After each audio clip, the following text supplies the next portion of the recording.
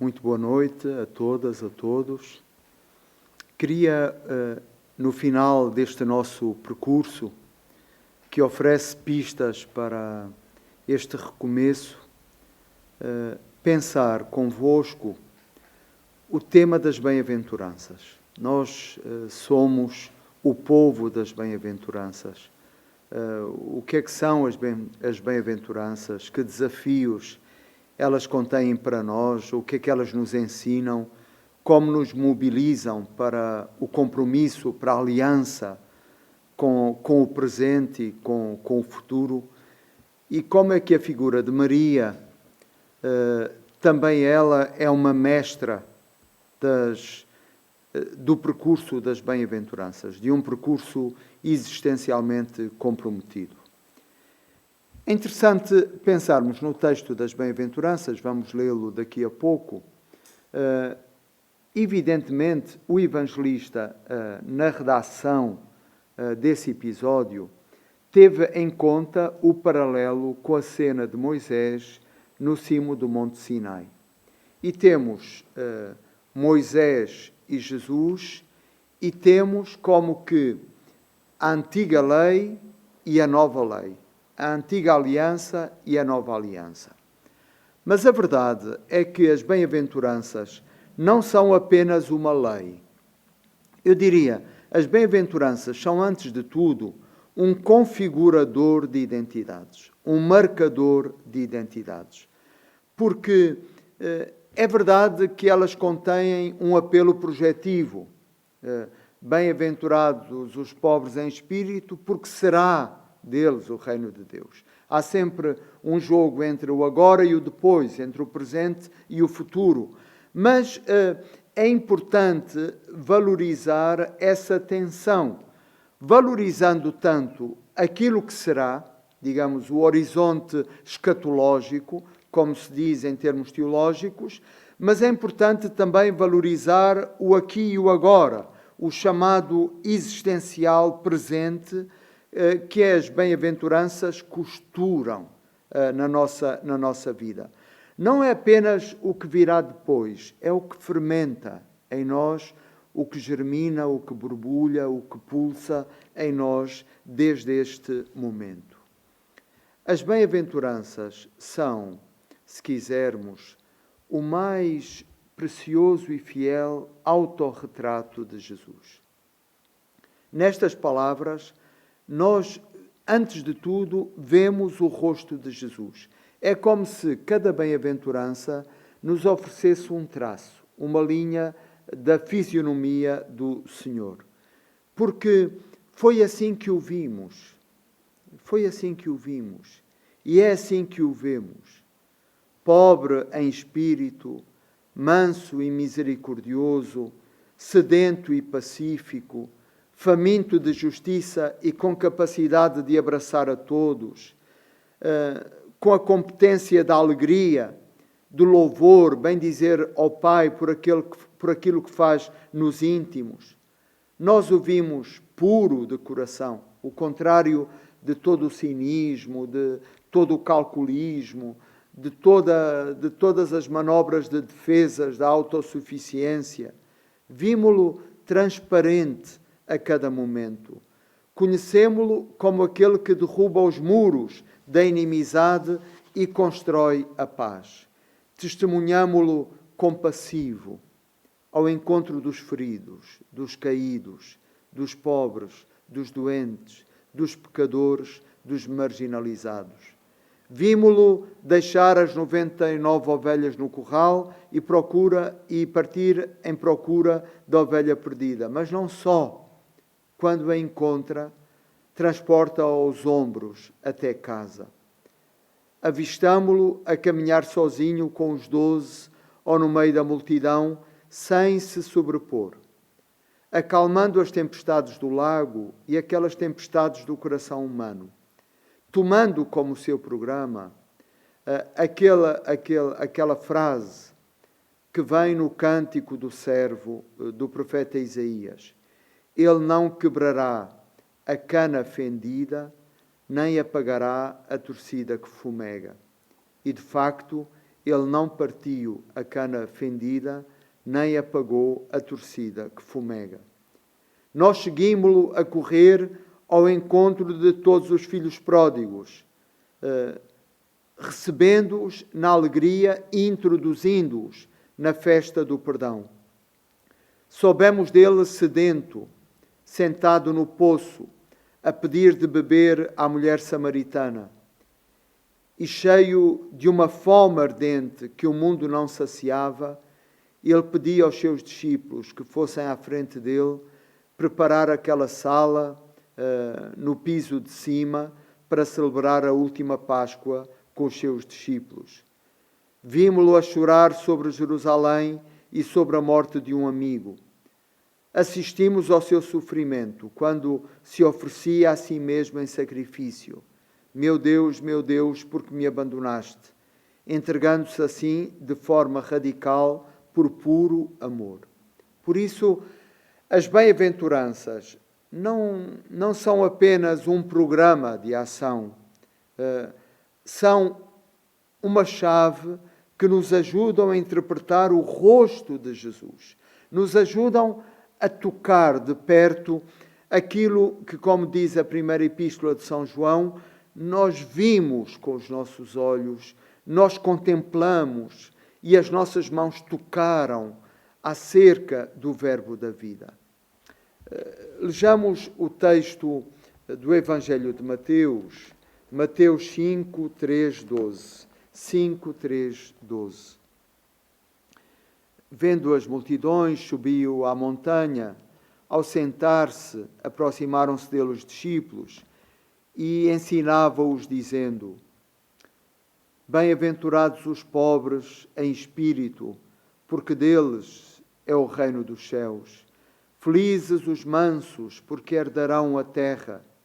Felizes os aflitos, porque serão consolados. Felizes os que têm fome e sede de justiça, porque serão saciados. Felizes os misericordiosos, porque alcançarão misericórdia. Felizes os puros de coração, porque verão a Deus. Felizes os que promovem a paz, porque serão chamados filhos de Deus. Felizes os que são perseguidos por causa da justiça, porque deles é o reino dos céus. Felizes sereis quando vos injuriarem e perseguirem e mentindo disserem todo o mal contra vós por causa de mim. Alegrai-vos e regozijai-vos, porque será grande nos céus a vossa recompensa. Pois foi assim que perseguiram os profetas que vieram antes de vós. Isto que ouvimos, nós contemplamos, antes de tudo, na pessoa de Jesus. É a imagem de si mesmo que Jesus nos transmite. Mas, ao mesmo tempo, este retrato também serve para moldar o nosso rosto. Também é um programa de reconfiguração da nossa vida.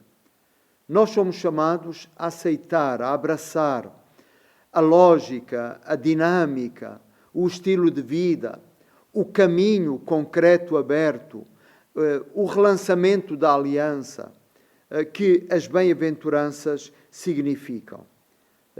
Este admirável amor com que o Pai nos amou, chamando-nos filhos, é, como explica a 1 de João, para nos tornarmos semelhantes a Ele. E o nosso programa de cristãos, de crentes, não é outro senão este. O que é que temos de ser neste ano 2021, 2022, que agora começamos, neste mês de setembro? O que é que vai ser a nossa vida no relançamento da pandemia e da pós-pandemia? Eu diria, agarremos as bem-aventuranças como uma bússola. Façamos dela o programa que ruminamos, que metabolizamos continuamente, até se tornar verdadeiramente o nosso rosto, até ser a tradução da nossa própria vida. Porque é esse o grande programa. E é de facto um programa transversal, um programa que nos humaniza e nos diviniza. É um programa que nos torna mais humanos, que humaniza a nossa vida, a forma como nos inscrevemos no cotidiano concreto. E ao mesmo tempo é a nossa alma, é a alma do mundo, é aquilo que nos revitaliza, é aquilo que a cada momento nos espiritualiza, nos levanta do chão, nos faz romper com as tentações da autossuficiência, ou então dos pesos, da desistência. Não, levantemos os olhos. Nós falamos já de Abraão. Não aceitemos viver em parques de estacionamento. Como dizia o Dom Quixote, a estrada é melhor do que a estalagem. E é para a estrada, sintamos no arranque deste ano, é para a estrada que o Senhor nos convoca. Deus não desiste de nós. Eu espero que este retiro que fizemos juntos, aberto ao longo desta semana, nos tenha confirmado, confortado, consolidado na certeza do amor de Deus. Deus resgata em cada momento a nossa vida, a nossa vida. E é isso que Jesus no Evangelho nos dá a ver. Ele vai ao encontro de todos. Ele é o mestre do encontro. Vai ao encontro dos últimos, daqueles cuja vida parecia irreversível, já sem solução. Toca aos desesperados, franqueia a porta aos que não têm esperança, corre a alcançar os últimos, toca os doentes, cura-os, faz levantar os mortos. E o método de Jesus é sempre muito coerente. Jesus ama primeiro, oferece o seu amor primeiro. Porque aquilo que nos salva e que deve servir de método também para o nosso viver, também para a forma como construímos a arquitetura das nossas relações, aquilo que nos salva não é uma negociação. Não é essa espécie de pacto negociado. O que nos salva é o encontro com uma confiança incondicional, com o amor incondicional. O que nos salva é um excesso de amor. É uma dádiva que surpreende, porque vai para lá de todas as medidas. É essa a bem-aventurança que nos salva. Nós pensemos, por exemplo, na parábola do filho pródigo. O que é que salva um filho perdido? O que é que o reintroduz na lógica do perdão? O que é que o restaura na sua dignidade de filho? É a excedência, é a loucura daquele amor. E em relação às representações de Deus, muitas vezes o que nos faz caminhar, a cochear espiritualmente a vida toda, é porque no fundo a imagem que nós temos de Deus não corresponde a esta de um amor incondicional. É sempre de um Deus que nos julga, de um Deus que não nos olha com satisfação, que cobra, um Deus que faz as contas, um Deus face ao qual nós estamos sempre em dívida. Falta sempre alguma coisa. É um clima de insatisfação. E não este clima de amor incondicional, de Deus que corre ao nosso encontro.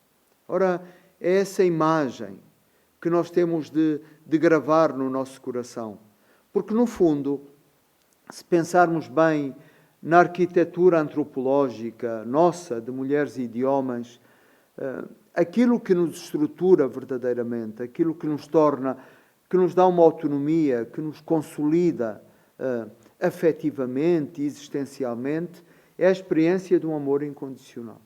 Quando nós interiorizamos, internalizamos como imago o amor da nossa mãe e do nosso pai como um amor incondicional, Se por alguma razão, por algum ruído, por algum incidente, por algum desencontro, nós não fomos saciados extravagantemente do amor materno e paterno, nós vamos transportar vida fora esse vazio, essa ansiedade, essa frustração, essa carência.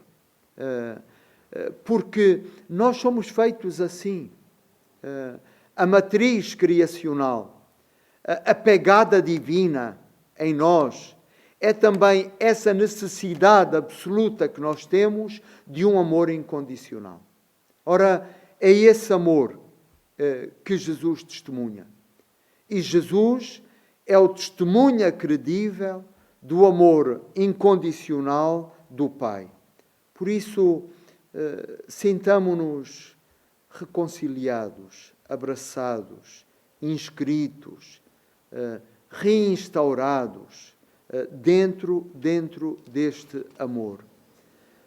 E sintamos que o Evangelho das Bem-aventuranças nos mobiliza, nos atira para a frente. O Papa Francisco, desde a Evangelii Gaudium, como que cunhou a expressão em saída. Em saída. A Igreja é chamada a ser em saída. Mas cada batizado, cada crente, é chamado a viver esse dinamismo. O que nos adoece não é o ir ao encontro dos outros, não é a mobilização missionária da nossa vida, não é a oferta de nós mesmos, não é a capacidade de servir, de cuidar, de amar. Isso só nos amplia, mesmo quando nos cansa. Isso só nos amplia, isso só nos abre fronteiras. O que nos cansa é o ar viciado que corre nesse quarto com janelas fechadas, que é a nossa autorreferencialidade, que é o medo ou a insegurança que nos trancam no nosso narcisismo. Jesus diz: eu vim procurar e salvar o que estava perdido. E é esse também o nosso programa. Como fazer? Como atuar? Como configurar os nossos cotidianos neste ano 2021-2022? Eu diria, peguemos nas bem-aventuranças. Primeiro, essa pobreza, que é uma simplicidade de coração, uma despretensão, um esvaziamento. Penso muitas vezes naquela frase do Jacques Lacan, a definição que ele dá de amor. Ele diz: amar é dar ao outro o que não se tem. Bem-aventurados os pobres em espírito. Porque, de facto, o amor não é dar, ou não é dar muito, e nem é dar tudo, mas é reconhecer que nós não temos. Amar não é um assistencialismo. Amar é instaurar um jogo de relação, um jogo de comunicação, um jogo de circularidade de vida. E se eu não estou vazio, não posso receber o outro. Nós temos a ideia do amor como um dar. E muitas vezes o amor falha porque nós não sabemos receber. Damos uma esmola porque temos uns trocos no bolso, ou porque... e esquecemos que o mais importante é instaurar uma amizade, é instaurar uma relação, é escutar, é ver, é perder tempo. E por isso não é o cheio, é o vazio. Bem-aventurados os pobres em espírito. Depois, reganhemos sensibilidade. Que seja um ano que a gente possa chorar com os que choram, rir com os que riem, ganhar sensibilidade ao outro, acompanhá-los verdadeiramente. Porque sem dar por isso, nós não nos encontramos, nós esbarramos na vida uns dos outros. Nós colidimos, damos uns toques e fugimos, mas verdadeiramente não construímos, não paramos a construir uma relação. Sintonizemos com aquilo que está no outro, com a sua fome e a sua sede. Tão facilmente, mesmo para os da nossa casa, mesmo para os que nos estão mais próximos, nós desconhecemos, nós somos como que estrangeiros uns para os outros, estranhos no nosso próprio mundo. Quais são os sonhos dos outros? Quais são as suas sedes? A sua fome de justiça? As suas ânsias? O que é que pulsa neles? Um outro aspecto importante é a pureza de coração. A pureza de coração. Construir, de facto, esta pureza.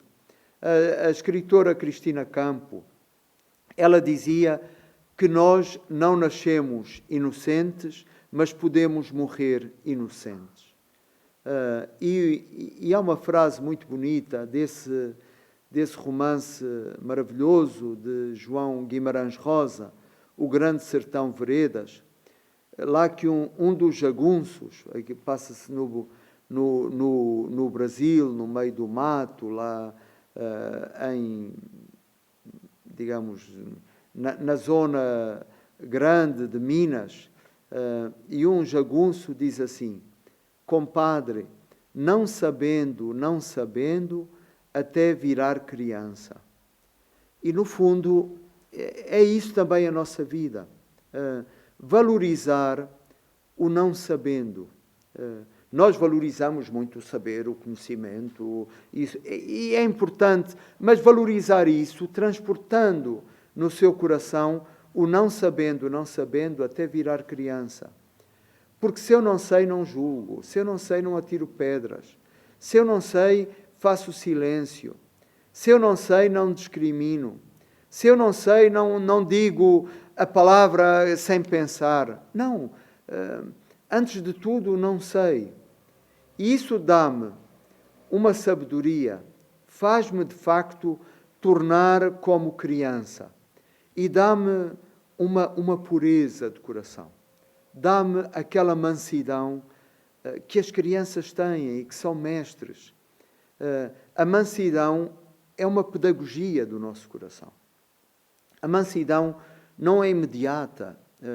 Porventura, pode haver pessoas que tenham esse dom naturalmente, mas a maior parte de nós vive no fio da navalha da irritação, da fúria, da violência, da descarga emocional, do não suportar, aprender a mansidão, dar passos na mansidão, perceber que a mansidão é verdadeiramente uma pedagogia, que dia a dia eu dou passos.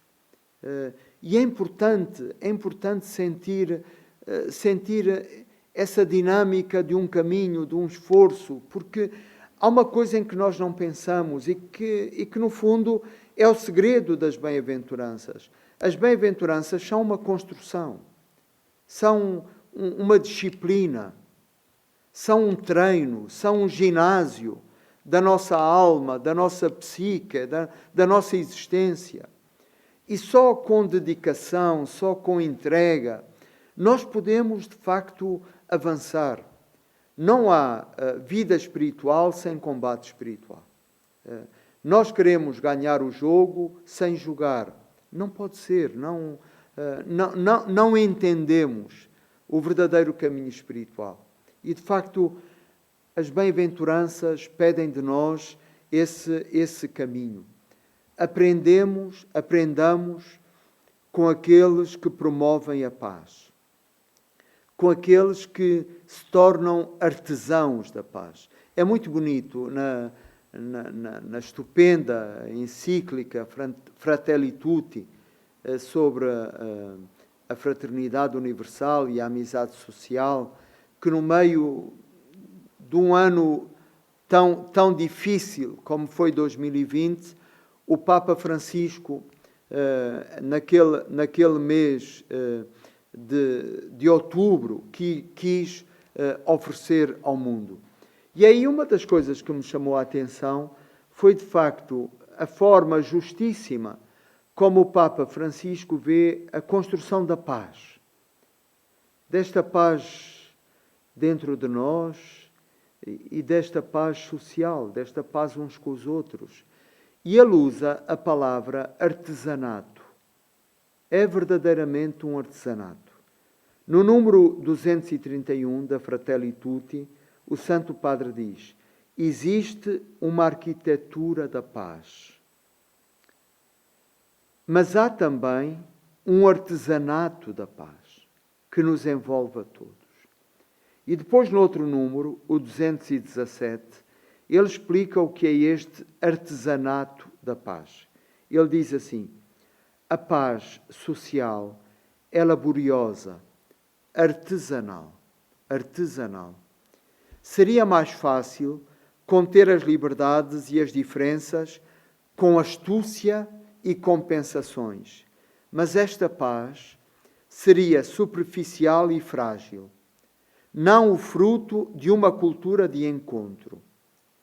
Integrar as realidades, construir a paz, é muito mais difícil e lento. Então, de facto, há um trabalho de artesanato que nós temos de aprender a cumprir, a realizar na nossa vida. E depois ser capaz de sofrer. Bem-aventurados os que sofrem por amor da verdade, por amor da justiça, os que são perseguidos, porque é deles o reino dos céus. De facto, não há almoços grátis. Nós sabemos, na nossa vida adulta, que nós pagamos um custo pelas nossas escolhas, pela nossa forma de viver, mas esse custo vale a pena. Essa tensão é aquela que nos salva. Mobilizemo-nos. Uma das coisas mais perigosas é pensarmos: nós, neste tempo, o melhor é fazer-se de morto. Neste tempo, o melhor é ficar pela manutenção. Não vamos ter grandes sonhos, grandes fantasias, altos voos. Este tempo é para sobreviver e depois logo se verá.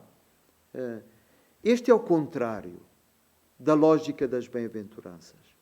Isto é o contrário daquilo que o Senhor nos pede. Um cristianismo de manutenção é um cristianismo que se nega a si mesmo. Nós somos chamados a viver com uma alma jovem e namorada. Uma alma que se alimenta da alegria da procura, da busca, da pergunta, da interrogação, que não teme o desafiador e o disruptivo, que arrisca verdadeiramente a hospitalidade e o diálogo. A pior coisa é partirmos para a vida já de barriga cheia, como se participássemos num banquete sem verdadeiro apetite. E dizemos: já fui, já fiz, já conheço, já subi a Jerusalém, já fui ao templo, já rezei, já ofereci os sacrifícios. E isso como que nos obriga, o que eu fiz ontem, como que me desobriga ao compromisso, à aliança com o hoje, que é sempre o lugar da surpresa de Deus. O crente não é aquele que está saciado de Deus, mas é aquele que está faminto de Deus. O crente não é o que sabe, o crente é o que não sabe. O crente é o que se põe a caminho. Não é aquele instalado numa convicção, mas é aquele desperto a dar o salto da confiança. E isso faz da nossa vida, de facto, uma vida ativa. E nós somos chamados a perceber que a nossa bem-aventurança é, de facto, esta sede, este nomadismo, esta disponibilidade para relançar, que nós temos tanta necessidade. Maria é de facto mestra da bem-aventurança e do relançamento com a vida a cada momento.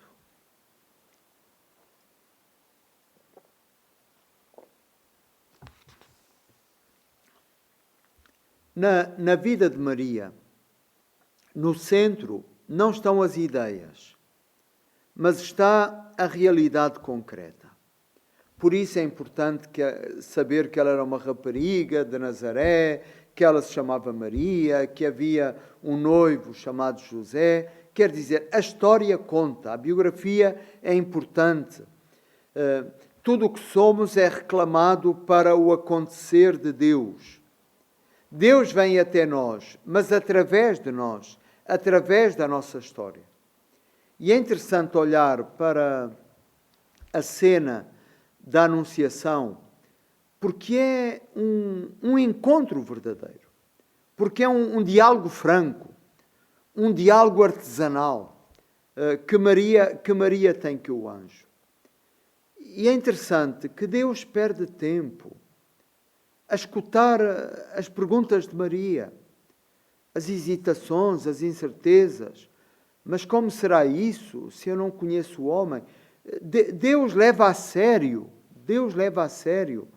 aquilo que somos, não nos atropela, não passa por cima de nós, mas faz um caminho com a nossa história e vem para transmitir-nos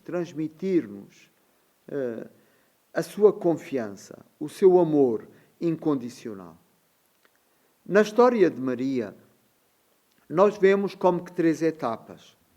E são, de facto, 3 etapas que muitas vezes nós encontramos na nossa própria história.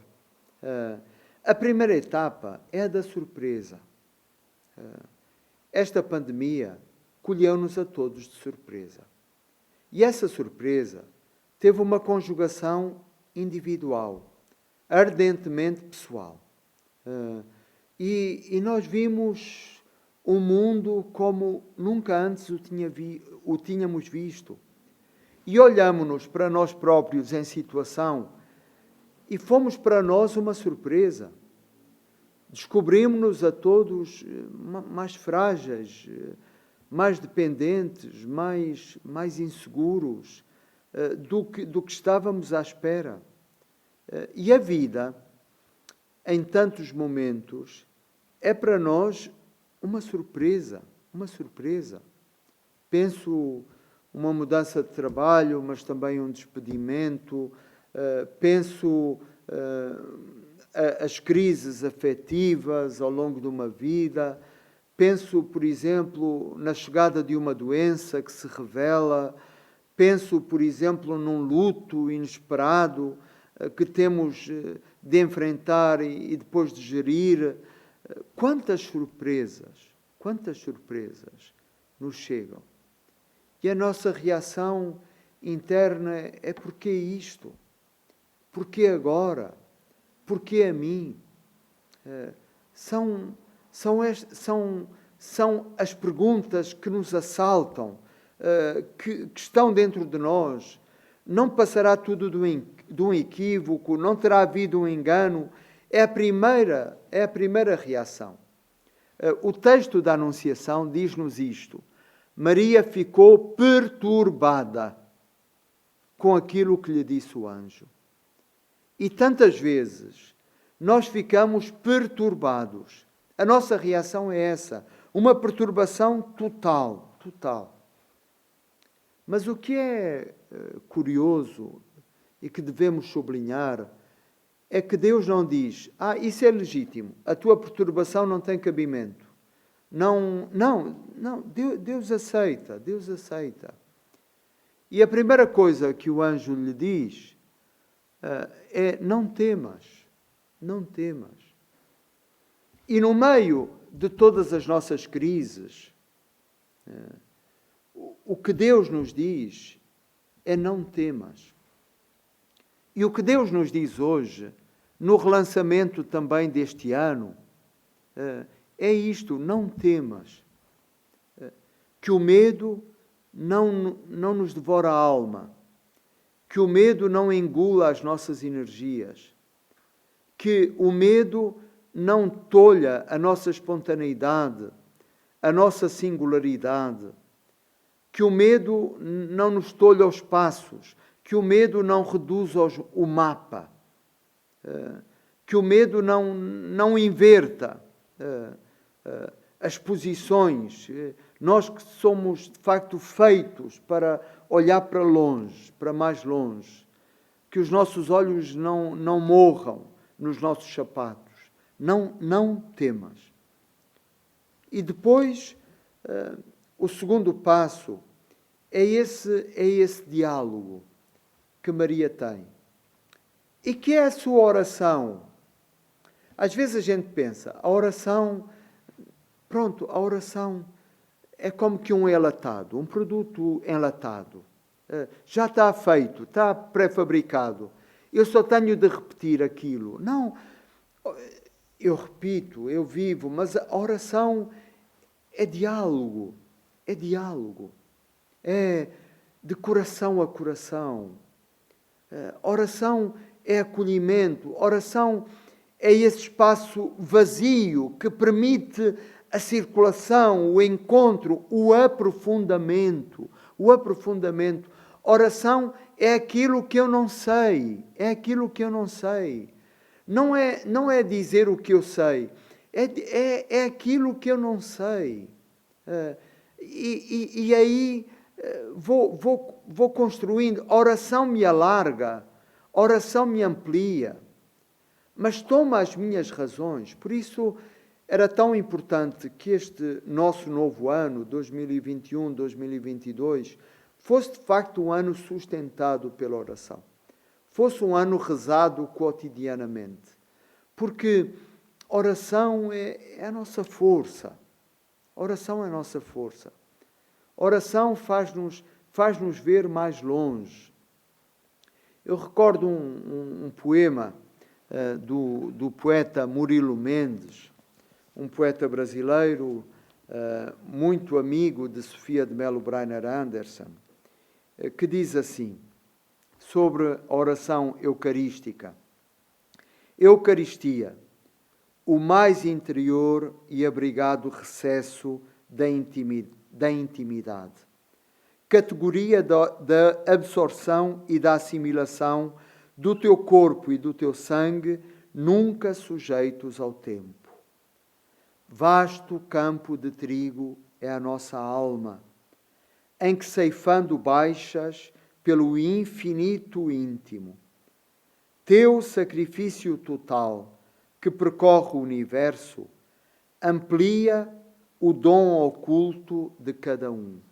É oração, e oração eucarística, oração de adoração, é uma oração que verdadeiramente nos amplia. E aí nós podemos trocar as nossas razões. É muito belo meditar no texto da Anunciação, porque vemos Maria crescer no conhecimento de Deus e no autoconhecimento da sua vida. E se ao mesmo tempo ela sentia o peso da fragilidade, também sentia a força de uma confiança que vinha de Deus e que verdadeiramente a atirava em frente. E isto é o terceiro ponto que aprendemos no texto da Anunciação. A confiança. O Espírito Santo virá sobre ti e a força do Altíssimo te cobrirá com a sua sombra. E é isto que nós precisamos ouvir no relançamento do nosso ano. Nós não estamos sós. Nós não contamos só conosco. Nós não estamos só com as nossas forças. O Espírito Santo virá sobre ti. E por isso nós podemos dizer o nosso sim. nós podemos repetir em cada dia ao longo deste ano: faça-se em mim segundo a tua palavra. Se contássemos só conosco, com a nossa fragilidade, seguramente não éramos capazes. Mas a vida é um ato de confiança. A vida é um ato de confiança. E é isso que nós precisamos de aprender. Por isso, escutemos a vida, tornemo-nos porosos à vida. Se o nosso coração estiver aberto, se vivermos como uma sonda, como uma antena, nós vamos ver Deus por todo o lado. Gosto tanto daquele poema de Manuel de Barros, um poema provocador, que se chama Formigas. E ele diz assim: não precisei de ler São Paulo, Santo Agostinho, São Jerónimo, nem São Tomás de Aquino, nem São Francisco de Assis, para chegar a Deus. Formigas me mostraram ele. Eu tenho doutorado em formigas. Claro que é bom ler São Paulo e Santo Agostinho e São Jerónimo e o grande São Tomás de Aquino. Mas as formigas dão-nos um doutoramento em teologia, se a gente as souber olhar. Isto é, o ínfimo, o pequenino, o detalhe, o próximo, aquilo que está chegado a nós, o cotidiano, o banal, o ordinário, são uma lição, são a possibilidade de uma oração, a possibilidade de uma relação com Deus. Maria, na Anunciação, percebeu que a sua vida era mais, que a sua vida não era só a sua vida, que não se esgotava nela. E isso para nós é um grande chamamento. A vida é maior do que nós. A vida é maior do que nós. E Deus conta conosco como parceiros, como partners, como cúmplices desta gestação de Deus. A nossa vida precisa tornar-se generativa. Nós temos de sentirmos-nos parceiros de Deus neste parto do futuro.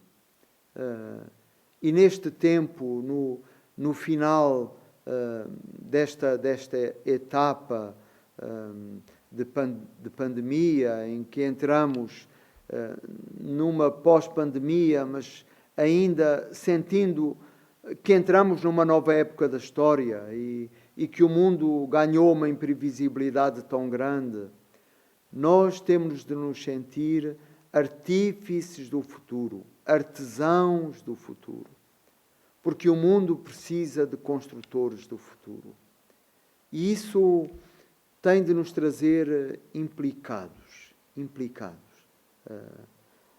Obrigado a todos por este caminho que pudemos fazer juntos ao longo desta semana.